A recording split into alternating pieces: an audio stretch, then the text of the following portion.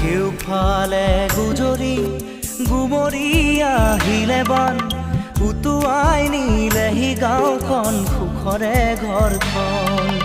পলকতে উটি গৈ গোহালিৰে গৰুহাল পলকত নিয়তিয়ে মোক কৰিলে কঙাল